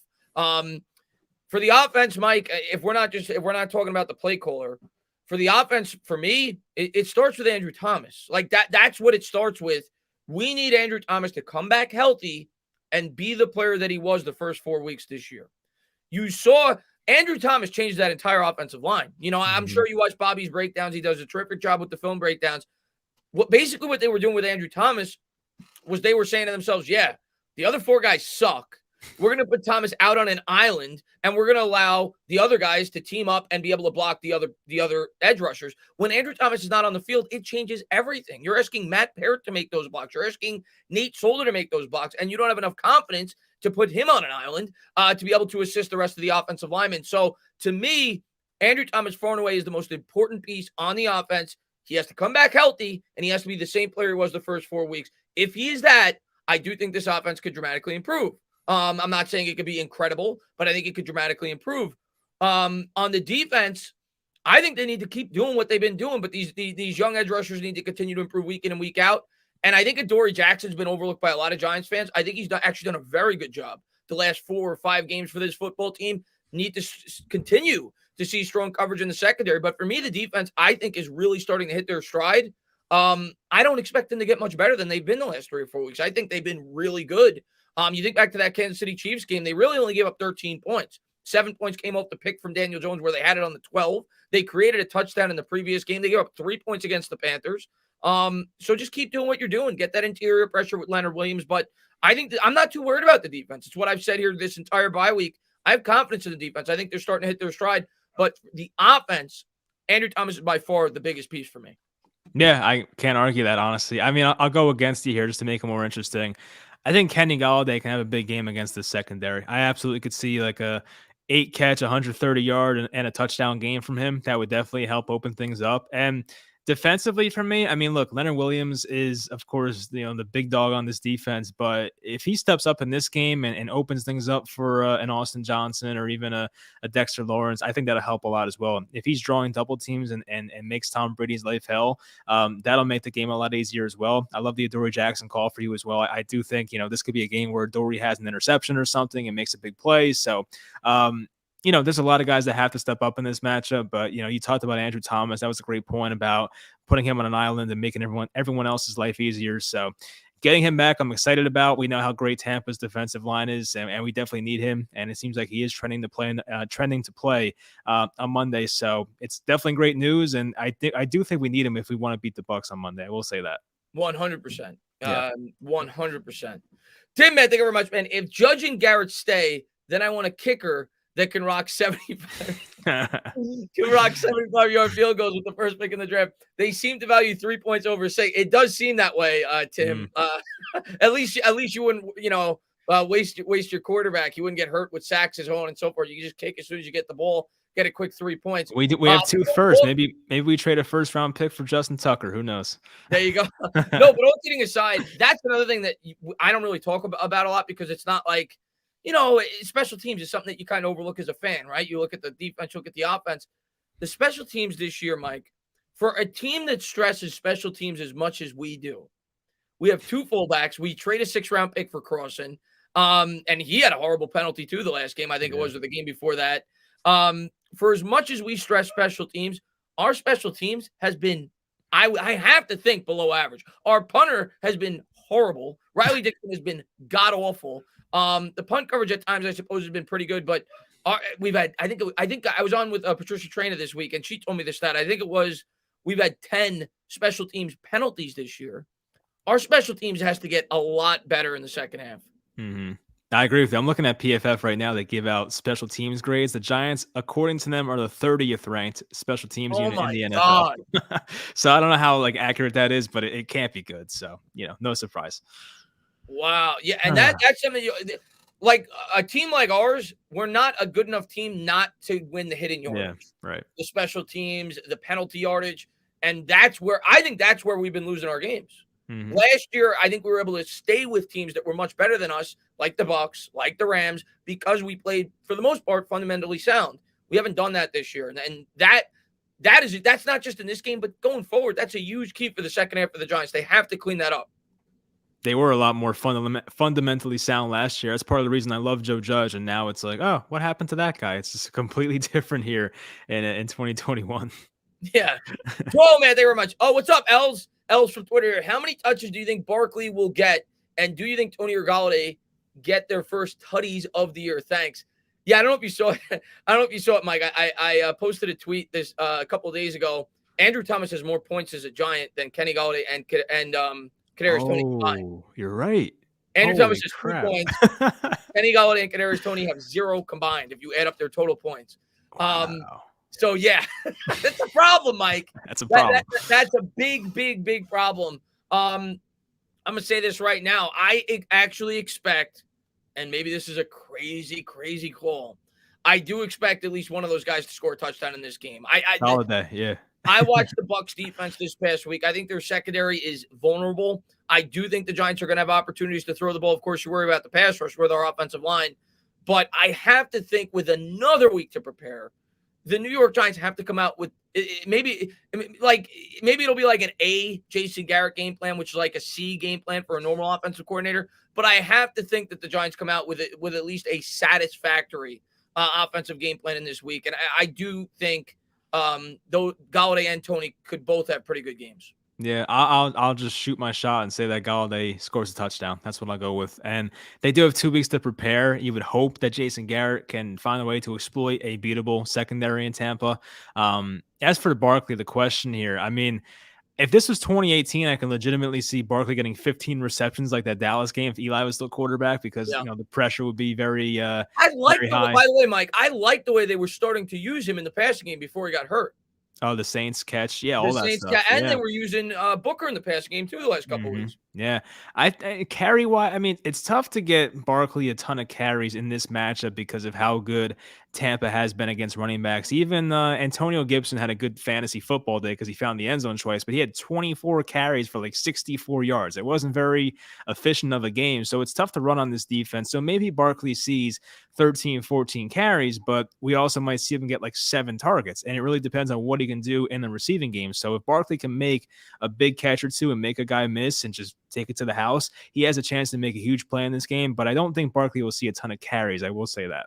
Yeah, especially coming off the injury. And what do you think about that? Do you think with Barkley coming back, do you think it's going to be almost an even distribution between him and Booker? Because Booker's been doing well. He got hurt too. Is he going to be good to go this week? He should be. I saw he was hurt. Got banged up last game, but if he's good to go, you think it'll be an even distribution between him and Barkley? It would drive me crazy, Chris. I'll tell you that right now. I mean, imagine taking a running back second overall just to say it 3 years later. Let's split him with Devontae Booker. I would hate that. No, Barkley is a tremendous talent. You want Barkley to be getting the majority of the touch. Of course, yeah. I would rather see like an 80-20 split, maybe give Booker a little more work than he had been seeing, but I want to see Barkley get a lot of the work here. And let's not forget, the Raiders' run defense is god-awful. So it's not like he did it against the best run defense in football. So and Booker's played well, but I'm not putting him over Barkley yet. No way. Yeah, no, definitely not over him. Tudo, man, thank you very much, man. Salute, Giants Paisano. Drop by your office to pay our proper respects and turn on the lights for you to sit down and slap all the Stinky Eagle fans on the way out. What's going on, Tudo, man? Glad to see you, buddy. And always like when you pop in. Jay says, what's up, guys? I will be at the Giants and Bucs game. It's my first Giants game. I'm pretty excited. Hopefully we can pull out the double. Jay, I hope you have a great time. And I think it's going to be a fun game. I do. I don't think it's going to be embarrassing. I think you're going to have a good time there. And hopefully you come out with a win. That I will not guarantee. But I think the Giants will at least keep it somewhat competitive. We'll see. You'll hopefully you don't leave at halftime, right? I think you'll stay all 4 quarters, I think. Yeah, I think you'll stay all 4 unless like the weather's ridiculous. We actually had a tornado by me 2 days ago. Really? Wow. Yeah, it was crazy. But hopefully the weather in Tampa is not too bad and you have a good time. Harry, man, thank you very much, man. Hey guys, statement. They are going to have 7 picks out of the first 111 picks, 4 rounds. We got to get this right. For your information, we need to draft a solid running back. I agree with you, Harry. Not early. I don't want to draft a running back in like the first or second round. But in this draft, I think at some point we should draft a running back. I think at some point we should draft a tight end because I don't think Evan Ingram is going to be here long term. I think Kyle Rudolph's going to be cut after this year. Yep. So I think we should draft a tight end at some point in this draft. And I'm going to tell you another position that I think we should draft. And some people may say this is crazy. With the Giants' last pick in this draft, they should draft a punter because you're not going to pay that punter anything. Riley Dixon sucks to begin with. You save $3.5 million if you cut him. I think they should draft a punter with their last pick in this year's draft. That is not crazy at all. It's actually a very big brain move of you. I have not thought about that. So yes, I will be stealing that in the future. They should draft a punter. I like that idea. Yeah, because I mean, if you sign one in free agency, it's going to cost you a lot more than if you draft them in the 7th round. Yeah, and definitely. If you could draft the best punter or second best punter in this year's draft, I think they should with the last pick in this year's draft. Yeah, I mean, I can deal with drafting a running back in around like 4 or 5. If sometimes there's great values there. Like we've seen guys that are great running backs in rounds 4 or 5 consistently. So if they can find a guy and they like him, I'm fine with that. Just don't take him in the top 3 rounds. That would kind of annoy me. But middle rounds, yeah, take a running back. That's fine. Yeah, I think kind of where the Jets took Carter. I think they got him in like the 4th. Yeah, 4th round. Yeah. Yeah, I'd be okay with. I'd welcome something like that. Mm-hmm. Travis, man, are you doing the Knicks game? Yes. The game starts at 7:30. I'm probably going to end this at like 6:50, 6:45. We'll probably go for like another 25, 30 minutes. And then I got to eat real quick, and then I will be doing the Knicks game. But Travis, man, thank you so much, man, for popping in. By the way, next week, we're going to be on Mike's channel. So we're going to be celebrating the Giants win. Oh, yeah. The Bucks. We're going to be having champagne. We're going to be taking shots. And we'll be looking forward to the rest of the season. So going over to Mike's channel, check it out. Thank you to everybody for being here. Appreciate it, Travis. But thank you very much. And Dustin, he says, Riddick is the type of guy who would trade the little we have to get Wilson, Rodgers, or Watson, and we continue to go 4-13. Let me get your opinion on that. Not Riddick specifically. I've consistently said that I don't want to do that. I don't want to even think about doing that because I'm not telling you that in certain instances it doesn't make sense to do something like that. I just don't think the Giants are one of those instances where it makes sense because we are not close to being a team that could compete for a Super Bowl. I look at it like what the New York Jets did when they got Brett Favre. The Jets traded for Brett Favre. They brought him in. They were a fun team. They were a competitive team. I think they won 8 or 9 games, but everybody knew they were never going to win a Super Bowl. So the only way I'm even contemplating trading for a guy like Watson or Rodgers or whoever is if I feel like by bringing him on the team, I could instantly compete for a Super Bowl because I'm going to have to give up all that draft capital to bring him in. We've heard the rumors about Watson, 4 first-round picks, so on and so forth. Don't think it's a good decision. I mean, before the year, I was more for making one of these moves because I thought our roster would be better. It turns out that wasn't really the case, but I could honestly, Deshaun Watson's fine with me as long as he's not in trouble, if he's not suspended. Well, the fact that he's 26, I think, and he's still young. I get that aspect. I definitely can get on board with that. For Aaron Rodgers, I mean, he's now another year older. I don't see that working out really. And for Russell Wilson, I mean, I could live with it, but I'm not dying to have that happen. I just don't know how it kind of be like what the Seahawks are right now, which is consistently a 9 or 10 win team and you're out in the 1st or 2nd round. So as great as it would be to make the playoffs and have one of the best quarterbacks in football, it doesn't really give us the ceiling we need to be a Super Bowl team, which is what we want. So yeah, I don't know about that. And I think it takes away the whole advantage, like I said earlier, of having a quarterback on a rookie salary. Which is where most teams win their Super Bowls more often than not. Before the big contract kicks in, I would much rather draft our quarterback. That I think that's the best case scenario. But if I felt like the Giants were a quarterback away, like the Colts, for example, like the next year, say they're able to move on from Wentz and they get Aaron Rodgers, that might make sense. Or the Browns, if they move on from Mayfield, that might make sense. I just don't feel like we're an Aaron Rodgers away from competing for a Super Bowl. Yeah, I actually could see the Browns getting another quarterback next year. That would actually make a lot of sense because they have a good, organization there, a good roster. So that would make a lot of sense. I think that I've said I think that's the best spot for Rodgers if he does force a trade out of Green Bay. Harry, man, thank you very much. Hey, Giants. The Giants. Oh, I think I already read that one. Hey, guys. I fell behind. But thank you so much, Harry. Tudo says, NFL's one-way highway. You're either a winner or a loser. Bad record and season are results of incompetent coaches, poor off-season trading, and preparation. Yeah, Tudo's a guy that consistently puts a lot more blame on the coaching staff and the general manager than the players. I think I'm a guy that's kind of in the middle. I don't put all the blame on the coaches, but I definitely think it's part of it. I think the players have to be held accountable as well. But yeah, for sure. I mean, our GM and head coach has been dreadful, even in the later portion of Tom Coughlin's career. And I love Tom Coughlin. Our head coach has been really bad for the last 10 years, which is why this team's as bad as it's been. Mm-hmm. David, man, thank you very much. 2 great content creators. Both of you are unique in your approaches to the G-Men. Strange NFL season. No one is really dominant. Only constant, and I'm going to read the rest of this in a second. I had the same conversation, David, with my friend yesterday.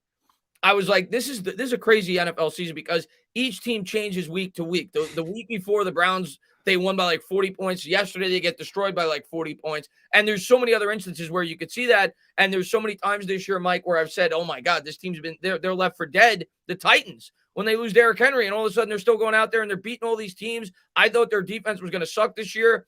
It's been good. Like it's been a very weird season for sure. The NFL is always unpredictable, but I feel like this year it's been even more unpredictable. Yeah, I agree. No one is really dominant. Only constant is how bad the Lions are.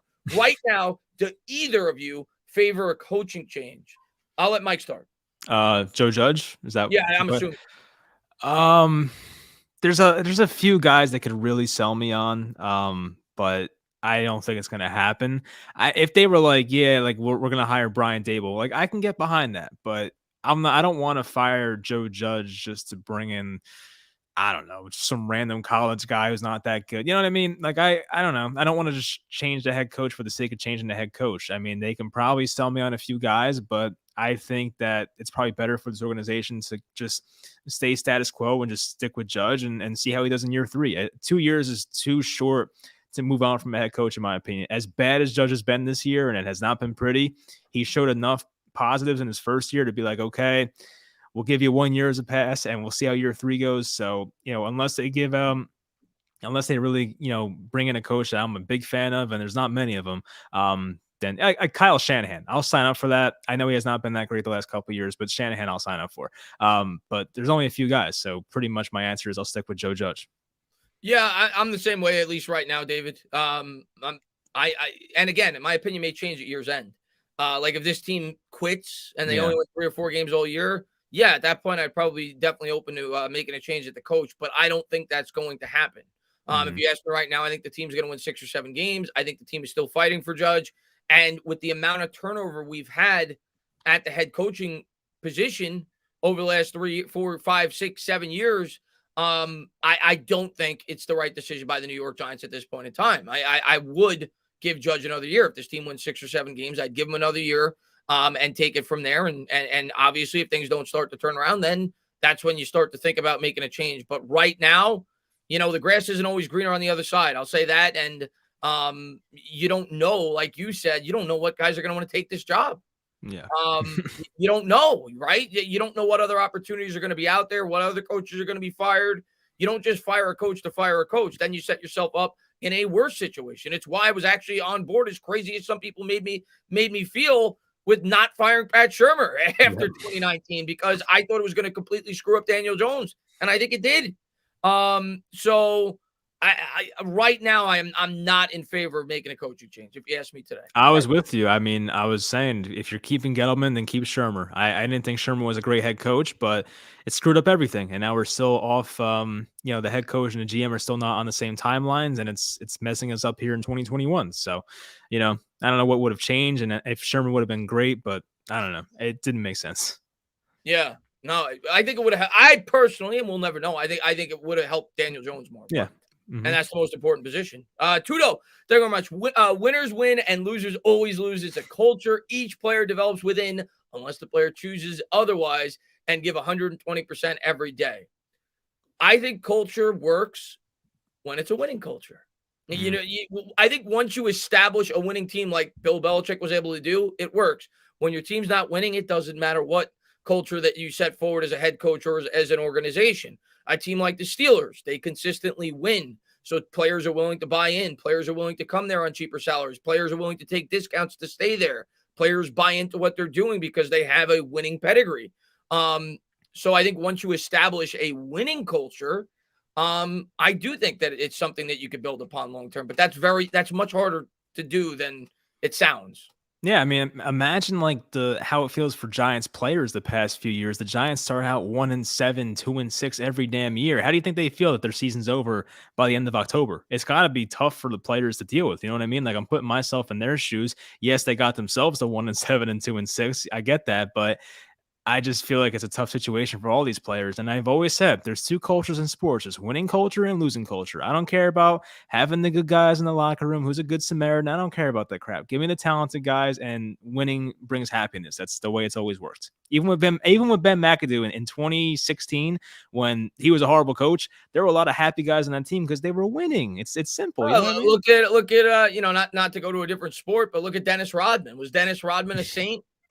Dennis Rodman was as bad of a big as a distraction as you could possibly get, but he went to a winning culture. He went to the Chicago Bulls. He played with Michael Jordan, Scottie Pippen, Phil Jackson, put him in his place, and the guy performed well.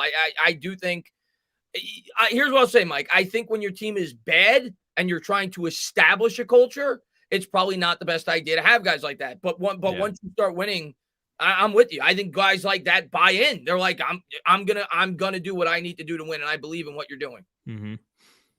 And Arlo, man, thank you very much. Giants normally make up 25% of the fans when in Tampa.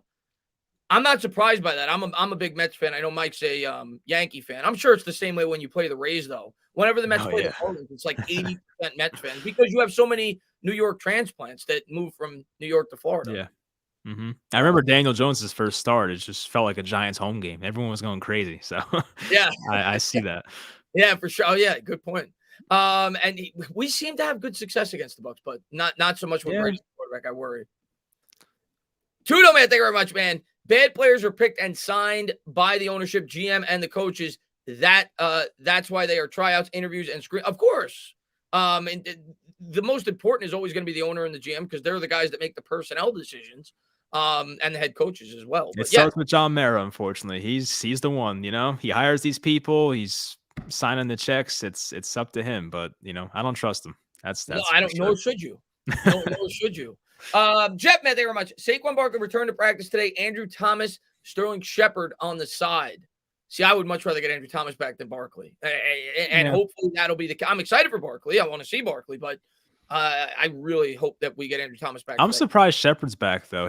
I felt like his injury looked very serious. So I'm happy to see he's at least on the side and doing stuff because I kind of felt like he might be out for a few weeks. So it's definitely very encouraging.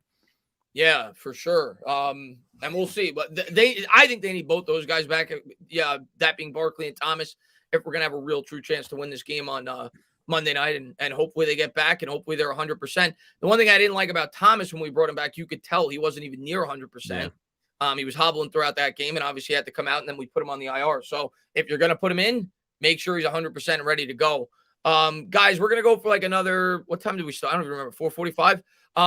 We're going to go for like another 15 minutes, guys. I'm going to field some questions from the chat, and then we're going to call it a night. I just want to say thank you once again to everybody for all the support you guys always show. Always have a lot of fun doing these shows, specifically with Mike. I think he's a great guy. I think he's got some great content over there. So I'll be over there next week. Looking forward to talking more Giants football with him. And yeah, Mike, once again, man, thank you so much for coming on, having a good time talking Giants football with you. Yeah, thanks to everyone for joining as well. It's been fun. And what's going on, Brandon? Man, thanks for popping in. He says, what's up, brother? If our offense is 100%, we will win. It might be 100%.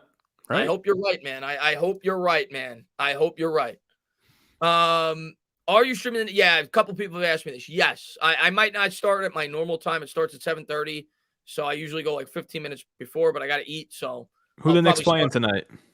God, well, I even forgot off the top of my head. They're playing they're playing three bad teams in a row. I know they play the Rockets coming up. That not tonight though. They play three bad teams, which they need because they've been horrible the last couple of times out. And right now, it does not feel good to be a Knicks fan. They just blew that lead against the Hornets. They play the Pacers tonight. They play the Pacers, then they play Orlando, and then they play the Rockets all at home. So hopefully they can start winning games because their defense has been pissed. But we talk about the Giants defense being good. They the complete opposite approach. They stole it, from the Knicks, yeah. It's been horrible. I don't know what is going on with Thibodeau. No, Pacers aren't bad. You're right. They actually started off bad. And I even said in that game when we played them the first time around that I had a feeling that we were going to lose. The Pacers were better than their record suggested early on in the year. But the other two games they should win. Marco says, I'll be celebrating when Garrett is fired. I think the whole chat will be celebrating. We all will. Let's see what we got. What's your biggest X factor on both sides of the ball for Monday night? I mean, I kind of said Thomas, but if I'm going to exclude Thomas,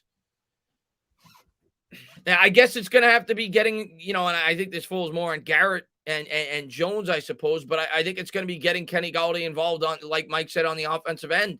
We're going to need big plays in the pass game to take advantage of that vulnerable secondary with Tampa Bay. And on the defensive side, I guess Leonard Williams. I think Leonard Williams is always one of the bigger X factors for this defense. And we know as well as anybody, if you give Tom Brady time, I don't care how good your secondary is, he's going to pick you apart. We know the way to disrupt Tom Brady. You got to get a quick pass rush on him. So the guy that's best equipped to do that is probably Leonard Williams. So I would probably say Leo having a strong game up at the line is going to be one of the biggest determining factors of whether or not we're able to create some turnovers against the Bucs and give ourselves an opportunity to get a win. Yeah, I'm with you on the Leo call. That's why I said before. I'm looking at Tampa. They're allowing, I think it says 254 passing yards per game. I was looking at it because I'm thinking, like, can I just say Daniel Jones is the X factor and make it obvious, or is that too easy? Because I do think if Daniel Jones plays well, this Giants team has a real chance to win. Like, of course, if Daniel Jones has like a 250-2 type of game and doesn't turn it over, like, I think we have an actual good chance of winning this game. And we talked about Tampa's pass D. They're not that impressive. It just depends if the offensive line can hold up, which is 5 X factors. But you also have Daniel Jones, the man passing the ball, who, of course, is very important for any game. But I think this one specifically because I don't think the Giants' run game will be all that great against this, awesome Tampa run D. I'm completely with you on that. We're not going to. Maybe you're able to use Daniel Jones's legs a bit, but I don't think we're going to be able to. Like last week against the Raiders, I don't see that. And I didn't even know this. I just saw it. I'm gonna get. What is this snowflake stuff? We're removing the dislike button? I didn't even know that. Is that and maybe people in the chat. I haven't been watching YouTube the last couple of days. Is that something that Zach? Is that something that has happened now, or is it happening? Maybe I had no idea that they're removing the dislike button. Whatever. That doesn't bother me one way or the other, but. I don't know. I've never been a guy that's disliked anybody. If I don't like you, I just turn your video off. But so I honestly, if I'm being honest with you, Mike, getting rid of the dislike button. So they did hide the dislike button. Wow.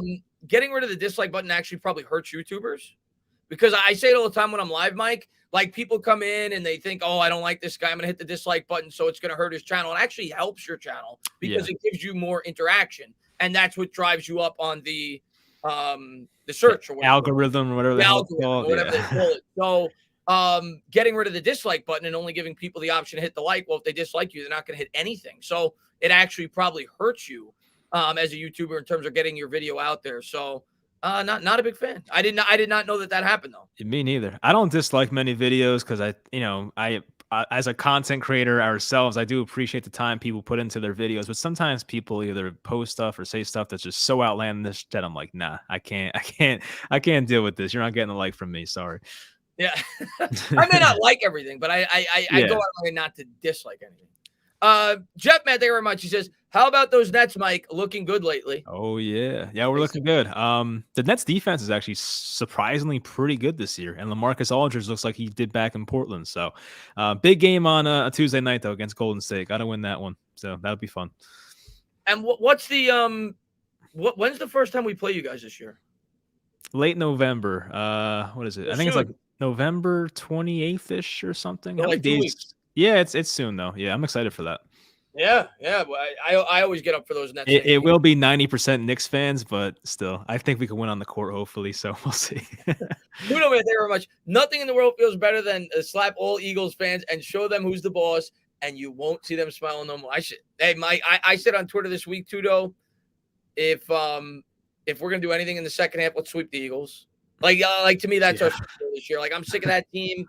Obviously, I didn't like what they did last year, but I've never liked the Eagles. They're my most hated team, and if we have an opportunity to sweep the Eagles, man, sign me the hell up. Still some unfinished business there for last year, right? I mean, Listen, I've been outspoken about it. I don't hate the Eagles for trying to tank and get a better pick. I understand it as a football fan, but it's like still they're a bunch of a-holes for doing it to us. So I get it. I can't. It has nothing to do with that. I have strong hatred for the Eagles long before that. Right. Just threw more fuel on the fire. Tuna, very much. Why do the Philadelphia Eagles fans keep their season tickets on the dashboard so they could park in the handicap parking space? There you go, Tuna. And Rudy, man, what's up, buddy? He says Giants money line is plus 440. Hedging with wow. I don't bet, Rudy. I'm gonna tell you what. I think it's a good bet, Rudy. and I think you do bet because sometimes you ask me questions here and there.